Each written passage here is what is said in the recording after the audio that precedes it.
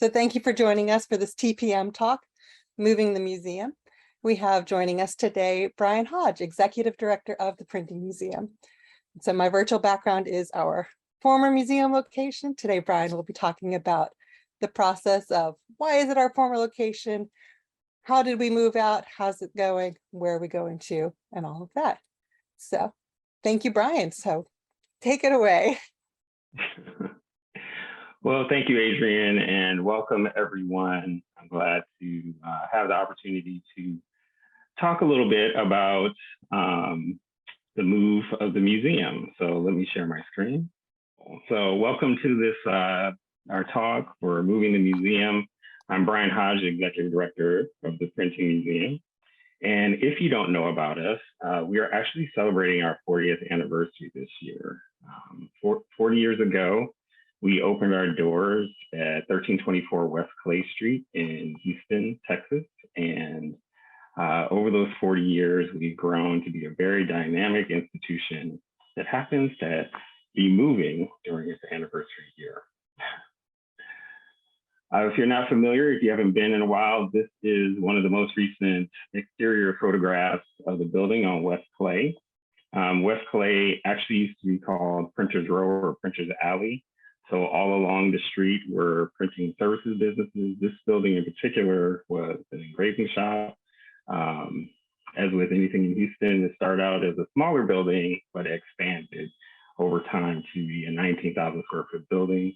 When we took possession, or at least when we opened our doors to the public in 1982, we were only a small portion of the museum, sharing the space with other businesses such as the credit union for the printing industries of the Gulf Coast. So what you see in the front door, that glass area, is actually used to be a loading dock. But as a museum, that became our front door. And these are photographs of the former interior. And inside the museum, we had separate galleries that basically chronicled a rough history of printing communication from the earliest times before printing, when most publications and duplication efforts were done by hand, such as scribes and such, to the evolution of movable type, and as it spread to Europe, and actually as it spread to North America. So we have had a series of galleries that displayed artifacts and fine art facsimiles of various objects. And some of the highlights are our replica Gutenberg press. This was commissioned in the 1990s. And at this station, visitors can print a leaf from the Bible, of course, assisted by a tour guide or docent. One of our rarest artifacts is the Durrani scroll, which you see here in Pagoda. This is believed to be one of the oldest printed documents in existence. It's from Japan, from the 8th century. We also have a collection of, what you see here, typewriters, but also various machines, which I can't get into, but you'll see as I go through the presentation, more of the kind of artifacts and machines that we had in our building. And essentially, an experience at the museum usually involves some kind of tour. So here we have one of our lead docents, Matt Adams, leading a tour group of students. He started outside. We also offer hands-on skill building workshops in the book art. So printmaking, bookbinding, letterpress printing, and paper making. And we also offer a calendar of contemporary art exhibitions. Here we have a photo from our last exhibit in our West Clay Street location by Kelly Anderson Staley. So why did we move? Well, actually, the move process started out as a result of strategic planning in 2019. At that point in the summer, it was really clear that the museum had to make a choice to figure out, what we were going to do, a path forward. We had gone through various assessments over the years, especially since the fire in 2016. if people don't know, we had experienced a small electrical fire. And if you look at the map there on the right, it was in the collection storage area. At the time, that was a subletted space to a business, and they were operating a unit that caught fire. So that forced a 2-year closure. But since reopening, the museum really was trying to find a path forward. And in 2019, we started a strategic planning process where we're really assessing our programs and our space needs. And when we finally finished that process and finished our strategic plan, it became clear that the building on West Clay it wasn't going to suit our needs going forward. We really wanted to dive into having more space for workshops and to offer larger tour group sizes. The current space is really carved up into smaller galleries, intimate galleries, but we wanted to actually improve the space such that the building could be open for longer periods of time. So basically, the end of that strategic planning process, it became necessary, or we decided that selling the building was important. And just as a word of history for people who don't know, the museum board of directors always received interest in the building from developers. The neighborhood has changed; it's become more residential. So selling the building was nothing new. It just became clear that now was the time, if we can take advantage of it, to move to a cultural district such as Museum District or Midtown. That would be great. So building was put up for sale in January. We finally closed in May of 2021. And subsequently, we leased back the building while we were on the search for a new home. And we found that home at 3121 San Jacinto Street at the corner of Elgin and San Jacinto in Midtown. And if you don't know, it's like 2 blocks north of Houston Community College main campus. So we're very excited. We signed that. We decided on the space in fall 2021, and we went through the process of working with an architect to develop a plan to see if it was actually feasible. So just to let you know, the building at West Clay was 19,000 square feet. We certainly didn't use all of it. Towards the end, we did, because we brought a lot of our offsite collection in-house. And the space, which I'll show you in the next slide, actually in 2 slides, is 9,500 square feet. So required a little bit of downsizing. So one of the things I wanted to mention as well, as a result of the strategic plan, we have a new mission. So our new mission is to ignite creativity, foster tangible self-expression, and champion the history and power of print. And with that as our guide, we're excited to introduce our plan for 3121 San Jacinto. And on the right, you can see that the architectural plan for the space is pretty much divided in 2, where there are exhibition galleries on the right and studio spaces on the left. The space will be more open and will allow for easier flow of traffic. And we're very excited about that. But in order to get there, we had to really figure out in the next phase of planning, like, obviously we're downsizing. We need to figure out how much of our equipment and collections we can bring with us. So immediately, as soon as we found that space, we really started analyzing and having discussions about, what equipment is important to us fulfilling our mission, and how are we best going to display our collections in a space. At the same time, we had architects working on that plan before we could really ever know like exactly how it's going to look.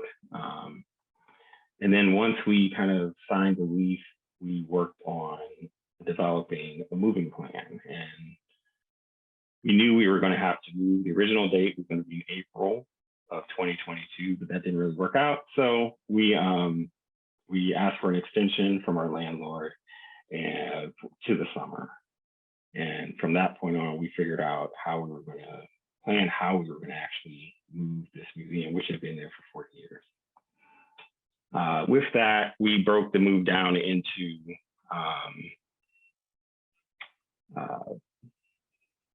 I guess 2 or 3 different stages.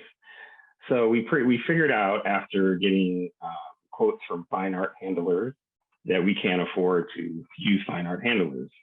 And in our process of planning and research, we actually found able machinery movers who have helped us for the past 20 years, moving collection items into the building, some of our largest collection items, and also some of our offsite storage. So they were very familiar with our pieces and knew exactly how to move them. So able machinery movers were contracted to handle the heavy collections of equipment. So thinking, some of our large iron presses, our Gutenberg press, whereas we decided that we could take care of the boxed office and studio supplies and furniture, and the small 3-dimensional and 2D collection items. We also went about having volunteers and our friends in the community assess our collection. The lower right there, I don't remember the gentleman's name, but he evaluated all of our typewriters for us, gave us a report on their condition and their value and what was important. Many of our typewriters, as with any museum, are not on display. So he gave us some great ideas and a plan to downsize the collection and keep what was really most valuable, but also have a plan for how to use them in the future. Once we had a plan, we got to packing and moving. It wasn't, I'll just say also, it wasn't just a start and stop. So as soon as one phase stopped, another started. We were packing while we were also planning and assessing. So here you see the Urban Communication Gallery. This has a lot of our framed artworks, some wrapped and protected in boxes ready for transport out of the building. This is our intern. It looks like she just finished boxing maybe the Gutenberg facsimile. You'll see we had archival boxes, packing boxes in the upper right to help pack our most fragile and delicate things. And on the bottom right, you'll see an example of how we packed artifacts and our documents and publications inside of those boxes. We also had to basically create safe cradles for our delicate pieces. This is one of our, this is the Mesopotamian artifact with cuneiform writing on it. We have to protect it during transport. So somebody, probably Adrian, created this kind of form out of styrofoam to protect it during transport. We also had volunteers helping us in the studios. We had lots of type cabinets and empty cases. They needed, some needed repair. We have just boxes upon boxes upon boxes. Every time we thought we were finished with an area, more stuff was here. And I have here an example of what it would take to transfer type from one case to another. So this is Jessica, our studio manager, and her nephew, who's volunteering. Part of this was transferring metal type into better cases, but also transferring type into cases that could be then sold to other institutions. We have plenty of type for the use of the public still, and it's a wonderful resource. So this is an example of her using a transfer case. Partially in preparation for what came next, which was a surplus sale. So at the end of June, we had a 2-day sale where the public was invited to scour over many of the surplus things we had, a lot of type cases, wood type that we felt we could no longer print with, as well as metal type. We had small equipment, everything, frames, lots of stuff from over 40 years of being in this location. And you'll see on the right, a young woman, purchased a small tabletop platen press with the hopes of restoring it. So one of our goals, and we believe strongly that, instead of hoarding this equipment for the benefit of a few, that we should really try to get these things that we aren't able to take care of or steward, get those out in the community for use by artists. People will take care of them and love them. Because the other thing that we discovered throughout all these assessments for over the many years is that with all these vintage printing equipment, the best way to take care of them is to actually use them. We had movers for a couple of days to help us move the heavy office furniture and boxes into the storage units you see there in the parking lot. We also rented a truck, so that we could actually cart stuff to our offsite storage units ourselves. So you'll see we palletized all our boxes as best we could to move them efficiently to the loading dock. We did all that in order to make space for able machinery movers to move the big, heavy stuff. Here's an example of something, an artifact that was rarely seen. This is a Hickok ruling press. It's used to create lined paper, like ledger paper. And it was sitting in a room behind our bookbindery. And we worked very hard to find a new home for it. So it's with a bookbinder in Troy, New York. But we have a little bit of video later to show how it got out of the museum. But in order to get it out, we had to do a little bit of demolition. So that particular press was about 13 feet long and 6 feet wide. We could not get it out of the doorways just by opening the door, so we had to cut down walls.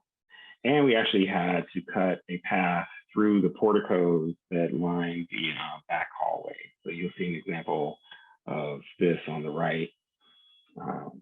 We actually had to demolish those areas too, because the hallway, the widest part of the hallway was a little bit wider than 6 feet, and the machine is about 6 feet. So there was no way that machine was going to get down the hallway.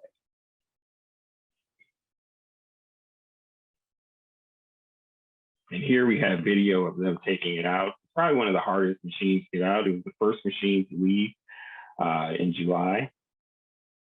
So they had a forklift outside and a pallet jack, very extended arm pallet jack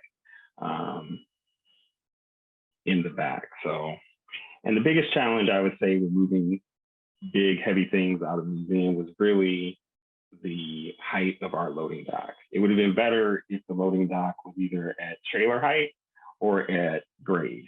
At grade, we could have moved everything out, gotten it onto a forklift and into a truck. And if it was truck height, we could have just rolled a lot of our presses and heavy equipment just straight out onto the truck.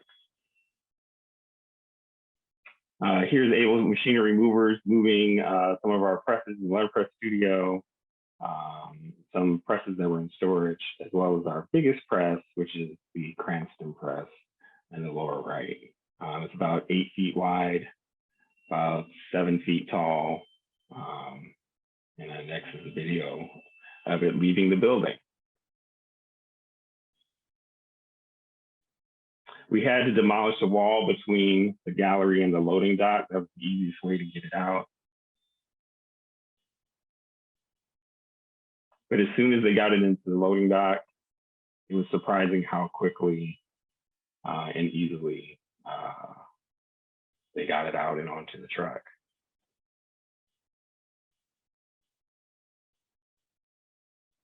Also note here, you'll notice like the pavement in the parking lot looks a little bit newer at the bottom of the screen versus towards the loading dock. We actually did plan, we had to plan to pave the parking lot because the old parking lot was just basically gravel back there.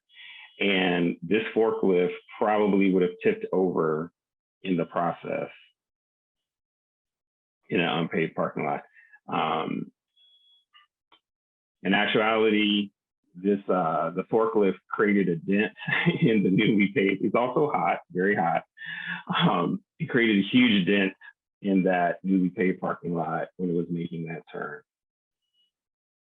More equipment. We have our Albion press, which was in our Texas gallery here, queued up to go to get loaded onto a truck. We have our Gutenberg press, which was disassembled and put on its back to queued up, ready to leave the building as well.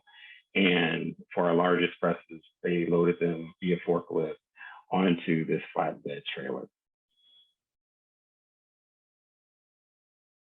And none of this would have been possible without the help of volunteers.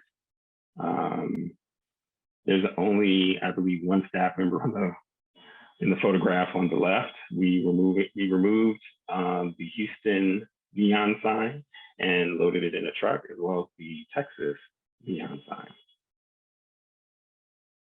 And we moved those to offsite storage locations.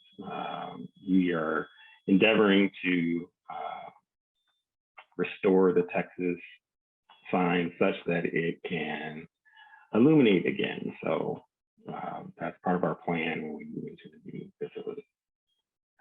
And on our last day, I took a hammer to remove the old printing museum bronze lettering on the facade of the building.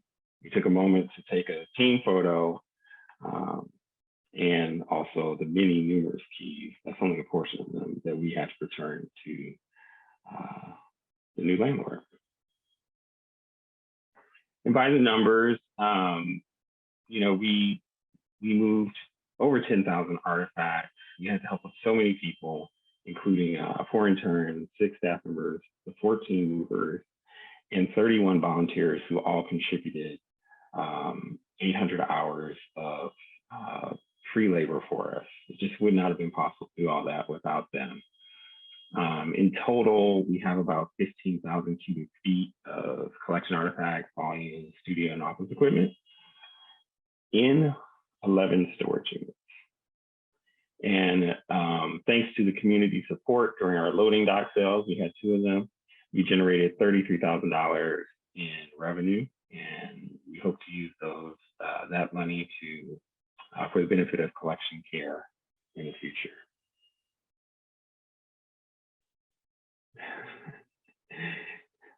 And of course, we have lots of fun during the process. One of our volunteers and Jessica saying goodbye as they left the loading dock. I also like to thank the City of Houston and Houston Arts Alliance, the Brown Foundation, Wortham Foundation, and Humanities Texas for sticking with us and providing funding throughout these years, and as well as our members and board of directors. Thank you. I will open it up for Q&A. So one of the questions that came in earlier was my virtual background was at the current location. And so currently we are working remotely is the answer, is that we turned over to the keys to our former location and the next location is still being renovated. So we are in between locations at the moment, but my virtual background is indeed our lobby where we were for 40 years at 1324 West Clay Street. Were there any other questions? That was it so far. If anyone else has any others, you could probably speak to a question that does come up frequently. When are we reopening? That is a common question. Yes, so that's a very good question. Right now, renovations are underway at 3121 San Jacinto. You can drive by and see them working. As of right now, they started framing on the first floor, which is very exciting because now you can actually see the layout of the new space that was reflected in the architectural plan I shared. They are working on HVAC and plumbing and electrical. And when that gets wrapped up, the framing, they will finish the framing and I guess do the last bit of finishing and the flooring. At which point we will then schedule a move. But we We anticipate being done, moving in by the end of this year, hopefully to reopen in January. So do we have any renderings of the new space is another question. Is it an existing old building? What was there before? Let's see if I can, yeah, I didn't put that in there. That was going to be a later talk. Yeah, if you are a subscriber to our newsletter, that'll be coming up soon, where we have the schematics as well and some photographs of how that's coming up. But you can also follow us on our website under the news tab, and we will post those shortly there as well, so you can see those. But what it was before, Brian, what was it? It was a Goodwill Education Center for veterans. So it was a suite of offices. In many ways, it looks very similar to the West Clay building. Well, it looks like it's single story from the front, but it's actually 2 stories. There's a small office suite on the 2nd floor, which we will use for offices and storage. And the 1st floor would be studio space and exhibition galleries and staff and volunteer lounge. So we're super excited because we get to, we want to be open. We're all about sharing our love of printing and print culture. So we don't really enjoy being remote. But we're super looking forward to it. I encourage you can Google Earth it or drive by. So 3121 San Jacinto Street at the corner of Elgin Street. And another question, how do you anticipate your exhibits or programs might change, since the size and the shape of our space will change as well? Which is an excellent question. That is a wonderful question. I think to kick it off is that our usable space will stay comparable. Yes. Which is an exciting feature. Yes. So downsizing from 19,000 to 9,500 square feet, really what we sacrificed were rotating or temporary gallery spaces. So we won't be able to program as many rotating exhibits as we've done in the past. We do have about a comparable amount of space for the permanent collection. A slight reduction in space for studios. We're taking, if you remember the West Clay location, the studios were actually designed to be single user studios. So there'd be one paper making artist like Kathy Gerwell working in one studio. Charles Kreiner, our longtime artist in residence, worked as a lithography studio. And then there was in the back was the letterpress studio. And then the book bindery around the corner. And everything was carved up. And we really feel that having more open layout where things can flow, because, sometimes you're not just working on one medium, you're working on, you may start printing, you may have to do a binding project. So the spaces will now become 2 spaces instead of 4.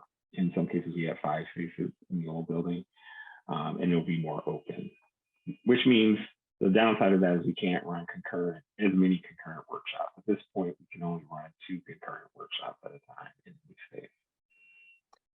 But the advantage to that is that they are not as small spaces, so we can have larger workshops and people can more easily see and have access to the space and what we're doing. So lots of changes, but I think definitely for the best. Yeah. Will we consider? And also, go ahead. I just want to add the other advantage of this space, and this was something that we always wanted, was to offer more late night classes during the week. It was hard to staff those in the old building. So in the new building, we hope to have better access for artists and students. Yes, that the layout of the new building is built with that in mind too, for easier access and more secure access as well. Yeah. Another question is about exhibits. So with our flex space for exhibits, will we consider moving temporary exhibits off-site or to community spaces? That is a great question, and that's always a possibility. I think it's a great way to expand our reach in the community. We're open to that. And a specific question about the Houston Post composing board. Will that be installed in the new location? And I believe that's the one that was in the Hearst Gallery by the Linotype. And if that's the case, Okay. that yes, we did bring that, and we hope to find a space for it in the new museum. With the move, we also have the chance to reinterpret and kind of bring some things out that haven't been on display before. And so we may cycle through some things, but we do still have that in the collections. Yes. Yeah. Well, we don't have any other open questions. If anyone thinks of them, you are welcome to email us. Thank you all for your time today. And Brian as well, we appreciate it so much. Everybody stay tuned. We will do another one of these about the new space. And we are sharing to our blog the news so that you can see how it's going, what's coming up. If you're a subscriber to our newsletter, Ink on Paper, that's where we've got a beautiful layout of both photos from the move and the schematics and plans for the new space coming up. And as always, if you would like to support the museum, printingmuseum.org/donate. This is our 40th anniversary year in 2022. So Forward at 40 is our fundraising campaign. We appreciate everybody's support helping us in our endeavors. All right. Well, thank you. Have a great lunch and take care. Thank you. Bye-bye.